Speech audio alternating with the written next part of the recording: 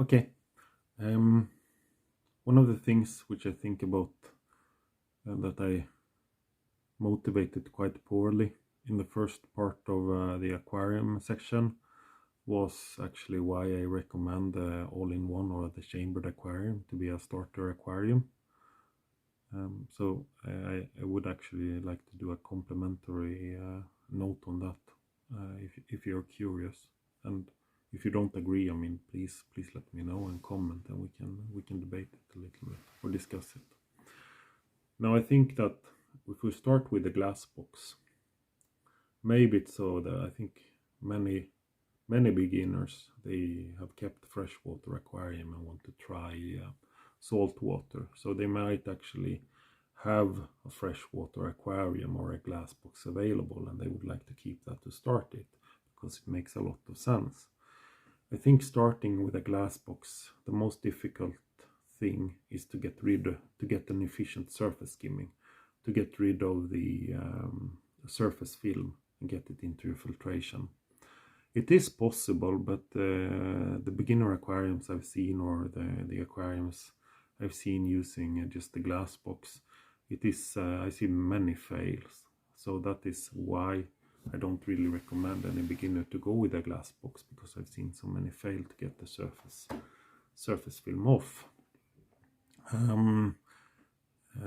And of course, I also hear beginners stating that, oh, you have to buy this and you have to buy this and you have to buy this.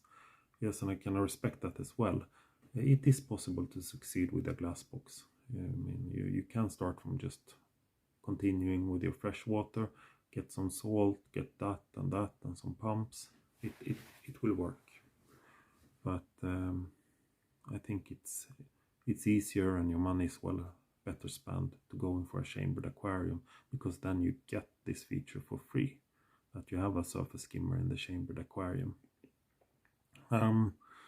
Now I want to get in my aquariums, I want to get rid of the surface film, and if you,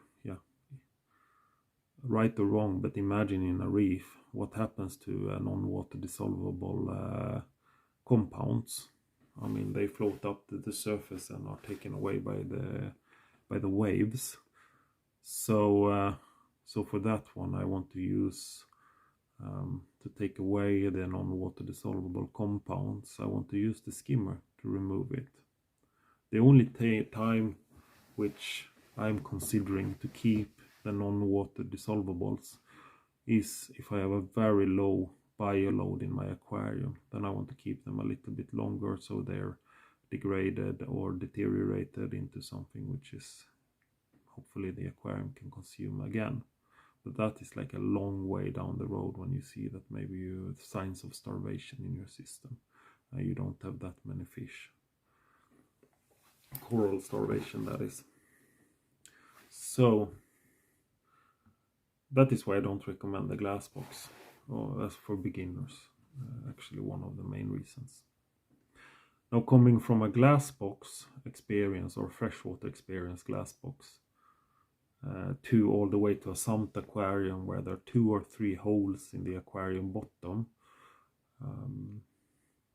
and you have all of the pipings, maybe even the fear of the leakage, water leakage with all of this piping. I think it's a long stretch coming from a glass box, and typically so it's part of the fear, and typically also these systems are a little bit larger, and there I see a benefit with actually starting with a smaller aquarium, because there is a lot of new creatures and critters in a saltwater tank that I think you as a beginner should start exploring, or start getting to know what is beneficial and what is plague. So with the aquarium with the sump, it is the complexity, and that it's a long stretch from maybe a water box, and also the size, which makes that, it's gonna work for a beginner as well. But I think it's easy to succeed with all-in-one or a chamber. It's a better starting point. Then I also foresee that maybe in 1 year or 2 years, if you are successful, which I'm trying to help you with, then you will upgrade to an aquarium with a sump. But then you have a lot more experience and knowledge. So then that stretch, it will be a technology stretch, not a complete stretch where it's technology, biology, and ecology. Okay. If you have any comments or disagreements or so, I mean, feel free to use comments here or use comments on the Facebook page. That said, I hope you have a good day. Bye bye.